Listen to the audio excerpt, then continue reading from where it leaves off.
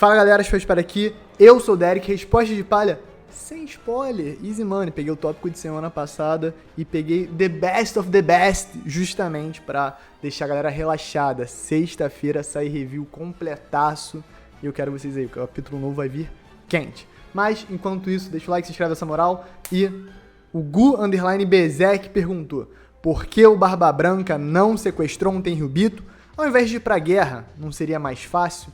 Cara, como você sozinho conseguiu pensar o que Barba Branca nunca...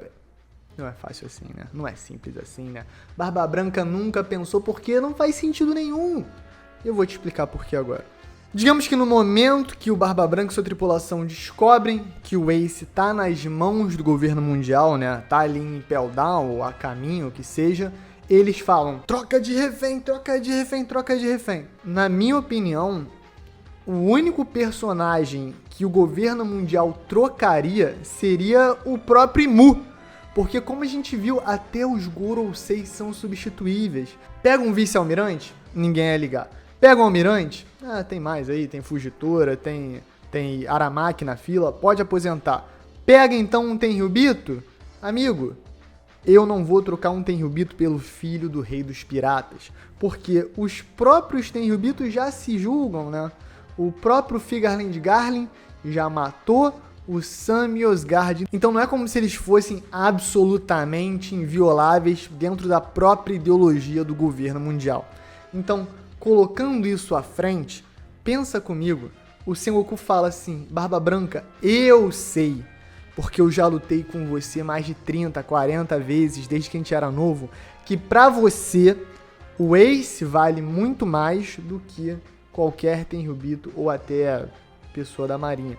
Realmente só o Imu, na minha opinião, seria alguém que faria algum sentido ter uma troca, mas o Imu nunca também se deixaria capturar porque ele nem existe. Por isso, dentro da história, não faz sentido essa ideia de que o Barba Branca errou declarando guerra contra a Marinha e o governo mundial e tentando resgatar o Ace lá em Marineford a todo custo. Na verdade, boa parte do governo mundial já preveu que isso ia acontecer e o Sengoku, claro, montou a Arapuca ali, que resultou na vitória do governo mundial e da Marinha na Guerra dos Melhores. Um grande fracasso pro Barba Branca, no entanto, vai chamar aquilo de fracasso? Talvez a morte mais épica da história dos animes. Não tem como. Gabi.ba perguntou: se o Chrome é filho da Ripley com um humano, o que seriam os bucaneiros? É complicado, né? Porque não é um joguinho, né? Você junta bicho com cor A, bicho com cor B, rosa com azul, e da cor Z. Não é assim a genética, né? Os bucaneiros, aparentemente, têm uma genética completamente diferente dos gigantes e completamente diferente dos humanos, mas carrega traços dos dois que gera o bucaneiro.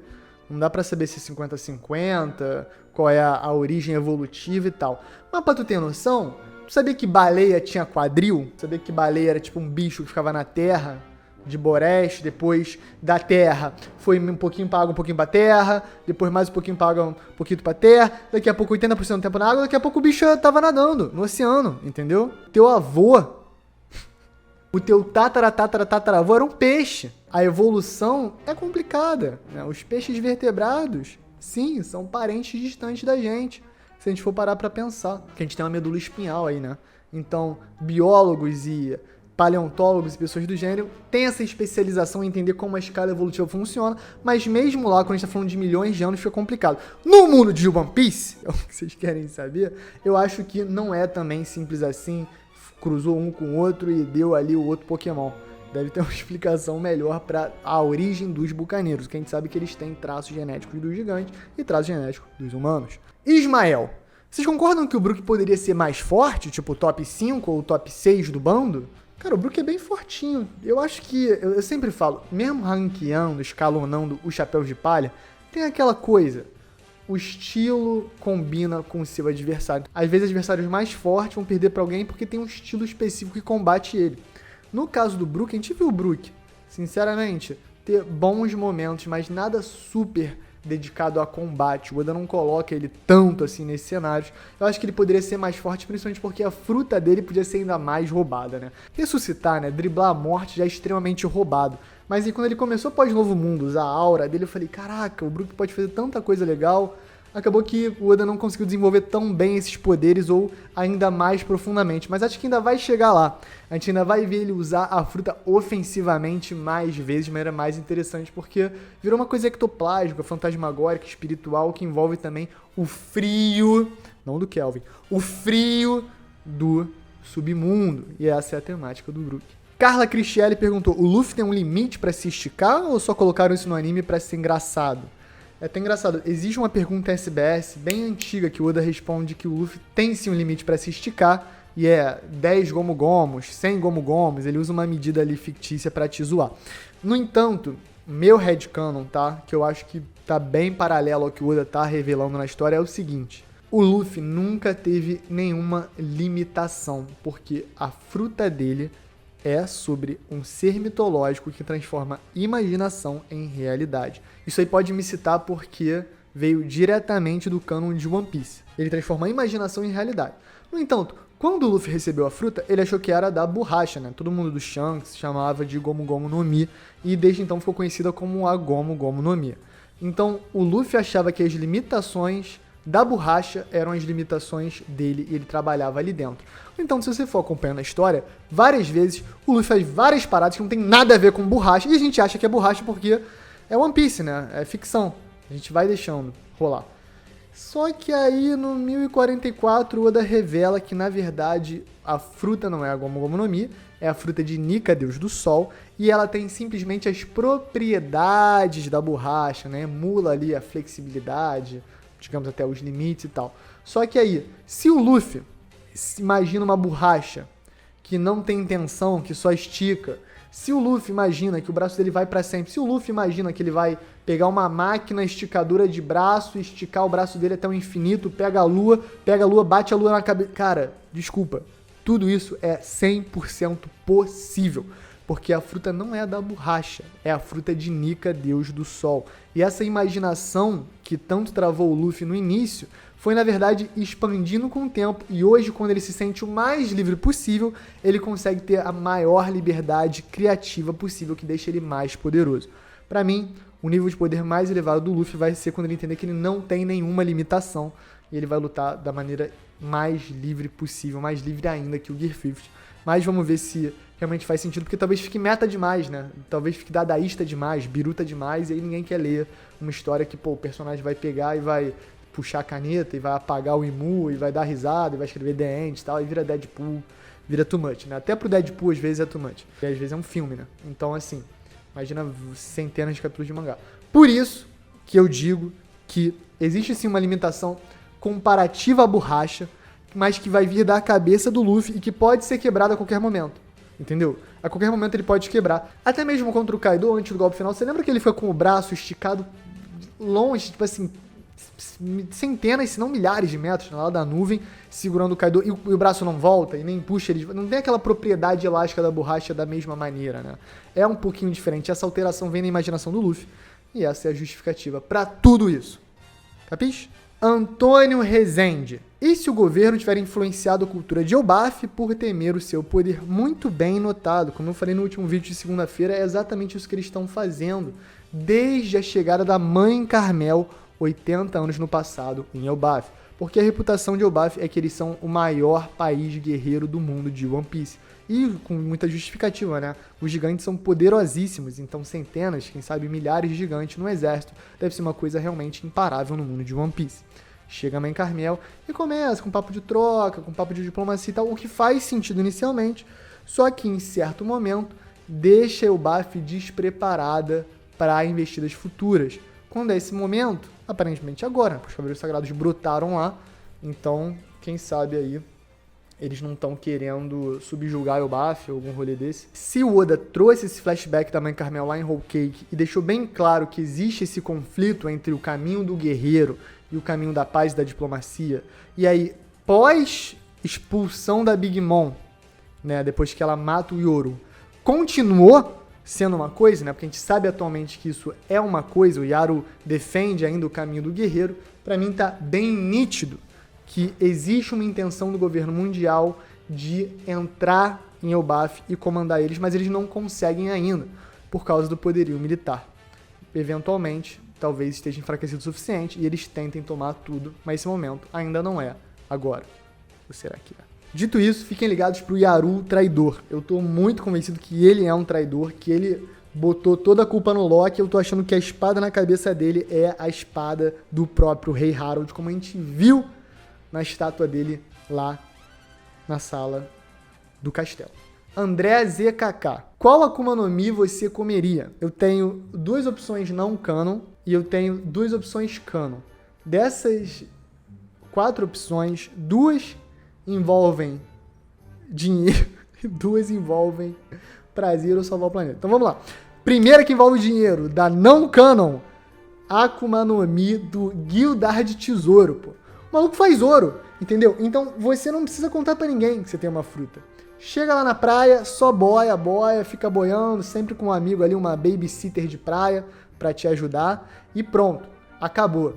Você simplesmente é um multimilionário que aos pouquinhos, tá? Pra não desvalorizar o ouro e tua grana ir por água abaixo, você vai vendendo uma coisinha ali, uma barrinha de ouro aqui e ali, troca num banco brasileiro, troca num banco internacional, entendeu? Converte em criptomoeda, muda os ativos, mas você vai construir um belo patrimônio.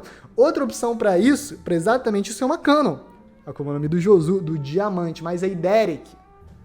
Pô, pera aí. Diamante, para começar, como é que tu vai cortar o diamante? Cara, relaxa. Minha é um pouco mais caro, mas vai valer a pena. Certas partes do corpo humano, elas se regeneram. Pô, fígado, né? Orelha, coisas assim. Orelha? Enfim, certas partes do corpo humano se regeneram. Você vai fazer o quê? Vai pegar uma parte dessa, transformar em diamante, pegar um diamante mais duro, cortar, esperar voltar e vai nessa, vai aos pouquinhos, entendeu? De diamante vale muito a grama, entendeu? Então, tipo assim, tu tira ali 100 graminhas do teu fígado, esquece, filho. Vai voltar e tu vai estar com uma grana monstra. Agora, outra não canon que eu amo, que até tem lá em casa, pô. Filipão, nosso membro, me deu de presente, acho que um dos melhores presentes que eu já ganhei na minha vida, a Akuma no Mi do Mercúrio. Vocês já viram algumas vezes em live, já mostrei também em vídeo aqui. Cara, se tiver Akuma no Mi do Mercúrio, eu certamente seria o primeiro na fila, o primeiro Logia do Mercúrio da história. É roubado demais. Pensa em Exterminador do Futuro 2, tem um poder lá do metal líquido, é tipo isso, entendeu? Ainda tem umas propriedades do Mercúrio que são venenosas, entendeu? Pode ser gasoso, pode ser cruel, pode ser brutal. Eu seria Akuma no Mi do Mercúrio. E aí agora, né, vamos fechar essa vibe gananciosa e hedonista com o quê? Sol, não deixe de... Você me diz, te faço um carinho e você fica feliz. Olha só, a fruta do Aramaki pode salvar o mundo. A Mori no Mi, a fruta da natureza, pode salvar o mundo. Nesse ecossistema cada vez mais quente, Trump sendo o Tratado de Paris, o bagulho vai estar ficando cada vez mais louco, esse mundo global cada vez vindo mais forte. O nível do mar, não em One Piece, amigo, na vida real vai subir. As casas da praia vão virar, entendeu? O reino antigo. Se segura. Nos próximos 50 anos aí, o bagulho vai ficar doido. Então, imagina só, tu é o Aramaki. Pum, tu tá numa região lá que tem Mata Atlântica, mas foi desmatada e tal. Joga o quê? Natureza ali, entendeu? Você vai fazer o quê? Ah, você vai jogar qualquer planta, qualquer ervadaninha pra desequilibrar? Óbvio que não.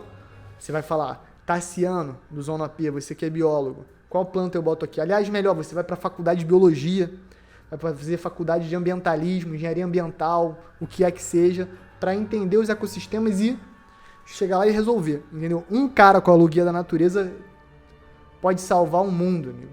Pode mudar tudo. Então, eu poderia ser esse cara, entendeu? Se todos os governos do mundo me sustentassem, minha vida de luxo, aí já voltou Aí já voltou pra ganância, aquela tá aí. Se todo mundo me sustentasse pra ficar dando volta por aí, salvando o ecossistema ameaçado com o equilíbrio perfeito de flora, e a fauna vem depois, pode contar comigo, galera. Pode contar comigo.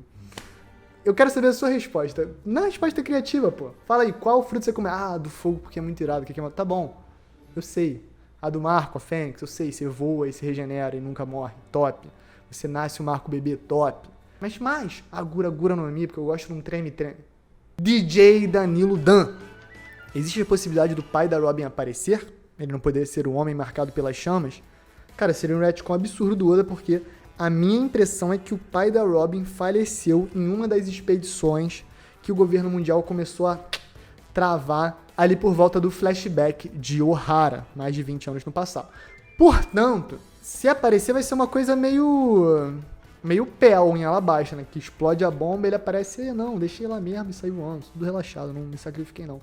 Então, eu não gostaria pessoalmente. Acho que a reunião com o Jaguar do Sol teve o equilíbrio perfeito entre alegria, surpresa, emoção, melancolia, nostalgia.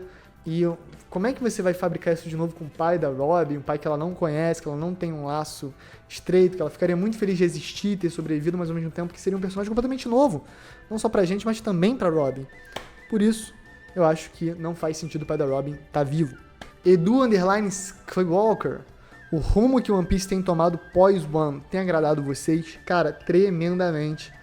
Eu sou hiper fã do Gear 50, de tudo que ele traz conceitualmente, tematicamente, abstratamente. Em termos de abstração, eu acho genial, comparado ainda mais com os outros shonens, que é sempre, você fica mais poderoso, e aí, alguém morre, aí você fica mais poderoso, e aí, você luta contra você dentro, aí você fica mais poderoso, e aí vem o poder de cima e você fica... É sempre isso. O Luffy é diferente, cara. O Luffy você não pode falar que é simplesmente uma coisa jogada, ele tem uma construção narrativa braba que deságua no poder mais ridículo do mundo. O Oda, ele pega uma das coisas mais importantes de um shonen e transforma numa coisa humorística, mas completamente genial. Eu acho que o Gear 50 é brilhante e eu amo isso. Porque eu não tenho preocupação nenhuma com ser boring ou não ter graça o final de One Piece em termos de combate. Dito isso, o que mais? Cara, teve o ano, depois teve a Gearhead, agora é o Bafo. Acho que fez bastante sentido tudo que veio acontecendo. Eu amei a Gearhead, muito legal, porque é um arco que acontece muita coisa, mas é um setup, né? É um arco preparatório para o futuro, porque agora o mundo inteiro sabe sobre o século perdido e a realidade que o mundo está 200 metros afundado, né? Que o Reino Antigo acabou e que tem um monte de coisa afundada e as pessoas não se comunicam, né? Não viajam, porque é muito perigoso. O mar é extremamente perigoso e quem sai pro mar é maluco. E quantos que não saíram pro mar e não voltaram? Esse é o mundo de One Piece, que às vezes a gente esquece que a gente tá sempre comprando chapéus de palha que são roubados, né? Então, chapéus de palha no início do East Blue, aparece um Lorde da Costa, amigo, F. 99% dos personagens F, ainda mais do East Blue. Aparece o Lorde da Costa, F. Mas não, o Luffy dá um socão, o Sanji dá um chute, o Zoro corta, o Zoro sola. Justamente por isso a gente perde a perspectiva que o mar é hiper perigoso e não é comunicável e é pós-apocalíptico e não tem informação. O governo mundial está ativamente trabalhando para destruir qualquer tipo de resistência, história, memória. E isso ficou tão bem incorporado pós-Egghead, tão bem explícito na obra, tão didático, que eu acho que eu não posso estar nada menos satisfeito. Agora, Gorosei Demônio, foi hype, faz sentido, né? Tem pouco vilão. Os Cavaleiros Sagrados agora, pronto, tá ótimo. Agora tem uma galera forte, boa e grandes desafios pro Chapéu de Palha. E Mu, não é exatamente pós o ano, mas, putz, brilhante também. O One Piece tá mudando, tá acabando. E eu tô amando, então tô só grato de estar acompanhando isso tudo de perto. Do Arteus, quem o Zoro vai solar em Elbaf? Galera, por favor, não me chama de hater do Zoro pro que eu vou falar agora, tá? Mas eu acho que o Zoro tá precisando perder. O Zoro tá precisando perder porque, cara, pensa comigo. Desde o Novo Mundo, as maiores dificuldades do Zoro foram em combates que ele nunca nem poderia ter ganho. Pra mim, o maior exemplo é ele tancando o golpe do Kaido e da Big Mom ao mesmo tempo sozinho. Solou um golpe ali, tancou, o que acabou quebrando todos os ossos dele do corpo. E aí, tomando a droga do Miyagi, ele conseguiu enfrentar o King. Sabe o que eu falei agora? Pra o Zoro derrotar um primeiro comandante de Yonkou, o Oda, um primeiro comandante de Yonkou, o King, roubadíssimo, o Oda teve que nerfar ele. Fazer ele lutar com todos os ossos quebrados e drogado. Entendeu? Que era uma parada que ia dobrar, triplicar, estoporar a dor ainda depois, enfim. Ele não tava lutando 100%, isso era fato. Então, se o Oda tá precisando nerfar primeiro comandante de Yonkou pro Zoro passar qualquer tipo de dificuldade, agora é a oportunidade ideal para ele fazer uma coisa temática que faz sentido com o nível de poder e também aumenta a evolução do Zoro. Por quê? O Shanks e o Mihawk tinham duelos lendários, né? E o Mihawk é esse objetivo máximo do Zoro, só que os duelos pararam quando o Shanks perdeu o braço. eu já venho batendo essa tecla há meses e meses. Se o Shonks tem os 2 braços, né, e ele é um espadachim, como ele apareceu sendo no capítulo 1121, ele pode realmente emular o que seria um Shanks Prime no auge, só na habilidade da espada. Eu não sei se você sabe, mas o Shanks é canhoto, e ele perdeu o braço esquerdo. Então ele tem que estar sempre lutando com a mão fraca, é igualzinho que aconteceu com o Jaime Lannister em Game of Thrones. O Jaime Lannister era considerado um dos melhores espadachins da história de Westeros, e aí ele perde a sua mão direita, né, que é a mão da espada, e aí ele se torna um inválido. Não exatamente um inválido, mas, qualquer cavaleiro pateta ganhando Jaime Lannister, ele era tipo o Gold. Entendeu a diferença? Então eu tô falando que isso aconteceu exatamente com o Shanks. Obviamente que em One Piece, como um mundo fictício, não vai ter tanto peso a mão dominante do personagem. Agora, para os espadachins, é maneiro ter essa ideia. E se o Shanks tem o mesmo nível do Shanks Prime na espada, e o Shanks Prime empatava com o Mihawk, olha que personagem perfeito para ser um desafio pro Zoro na arte da espada, que ele ainda não pode superar. E que se ele, porventura, chega no mesmo nível ou supere, aí a gente sabe que ele tá pronto para enfrentar o Mihawk. Esse é o endgame dos endgames pro Zoro, e eu acho que o Shonks passa por ele, eu seria muito hype, ainda mais se, por exemplo, o Shonks mata o Luffy. Ainda mais se, por exemplo, o Shonks dá um dano grave no Luffy, deixa o Luffy fora de combate, né, faz alguma traição, vem por trás, engana, mente, e aí cabe no Zoro, que já é o cara mais desconfiado, como a gente viu no 1136 ele perguntando pro Luffy sobre a questão do Loki e tudo mais, cabe ao Zoro ter que derrotar, ou enfrentar, ou empatar, ou perder, mas espantar o Shonks. Eu vejo isso com nitidez. Então, galera, esse foi o vídeo. Deixa o like, se inscreve nessa moral. Não esqueça de checar no nosso Instagram, nosso Tico-Teco. Dá uma moral pra gente lá. Sexta vai ter review brabo, quinta tem vídeo também. E é isso. Um beijo, um queijo e valeu!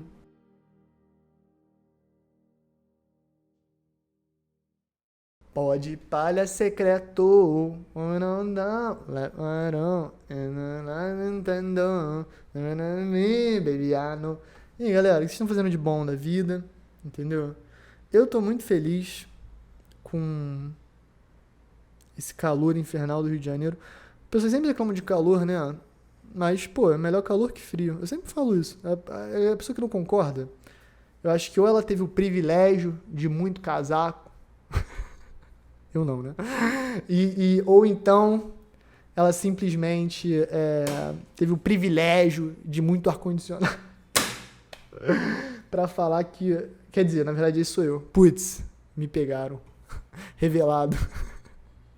Desculpa, galera. É verdade. Tinha ar-condicionado na minha casa desde criança. Um beijo, um queijo. Valeu.